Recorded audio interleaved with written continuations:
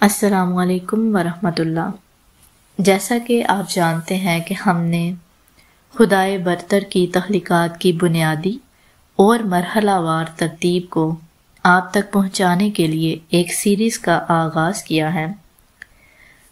یوں تو یہ بہت ہی بنیادی معلومات ہیں، مگر قرآن و حدیث کی روشنی میں ہم آپ کو کچھ نئی معلومات بھی دینے کی کوشش کریں گے۔ آج ہم آسمان اور زمین کی تخلیق کے بارے میں بات کریں گے۔ کیا آپ نے کبھی سوچا ہے کہ یہ زمین، یہ آسمان، یہ ستارے، یہ پوری کائنات کیسے وجود میں آئی؟ یہ سب محض ایک اتفاق ہے؟ نہیں، بلکہ یہ ایک عظیم تخلیق کا حصہ ہے جسے پیدا کرنے والا سب سے عظیم اور قادر مطلق ہے۔ جاننے کی بات تو یہ ہے کہ خدائے برتر نے تخلیق کا یہ مرحلہ 6 دنوں میں مکمل کیا۔ فرمایا گیا کہ بے شک تمہارے رب نے آسمانوں اور زمین کو 6 دنوں میں پیدا کیا۔ اب یہاں یہ بات بہت اہم ہے کہ یہ 6 دن ہماری دنیا کے 6 دن ہیں یا کوئی اور دن ہے؟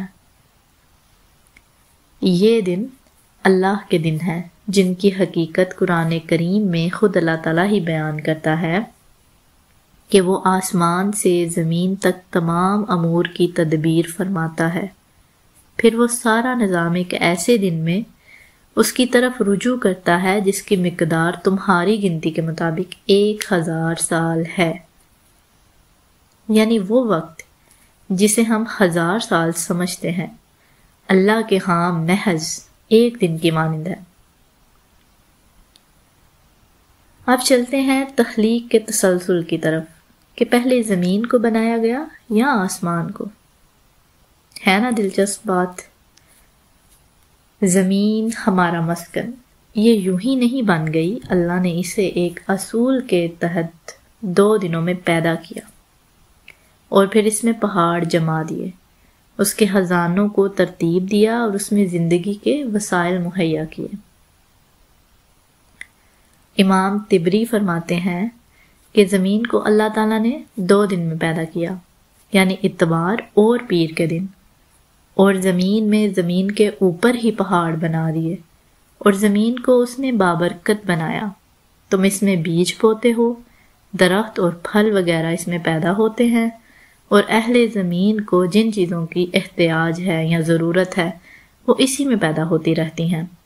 کھیتوں اور باغات کی جگہیں اسی میں اللہ نے بنا دی ہیں۔ زمین کی یہ درستی منگل بدھ کے دن ہوئی، اور اس طرح 4 دن میں زمین کی پیدائش ختم ہوئی۔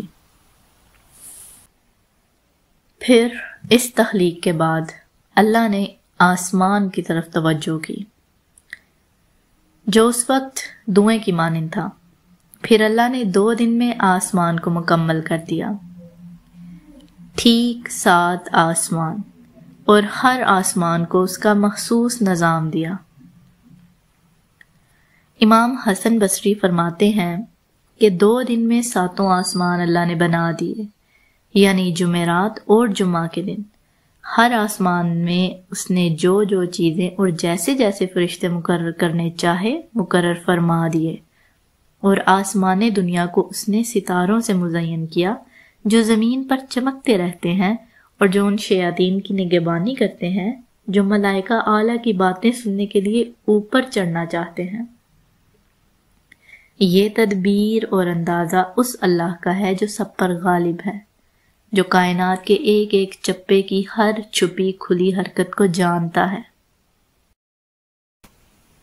بس 2 دن میں 7 آسمان بنا دیے اور ہر آسمان میں اس کے مناسب احکام کی وحی بھیج دی، اور ہم نے آسمان دنیا کو چراغوں سے زینت دی، اور نگہبانی کی یہ تدبیر اللہ غالب و دانا کی ہے۔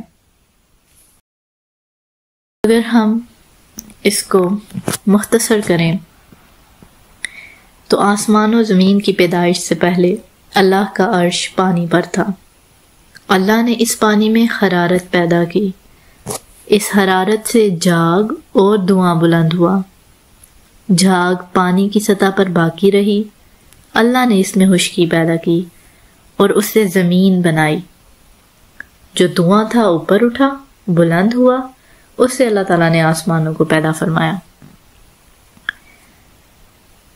میرا خیال ہے اس تفصیل کے بعد مزید کسی تفصیل یا حوالے کی ضرورت نہیں۔ آئندہ کے لیے اجازت دیجیے، پھر ملیں گے ایک نئی تخلیق کے ساتھ قرآن و حدیث کی روشنی میں۔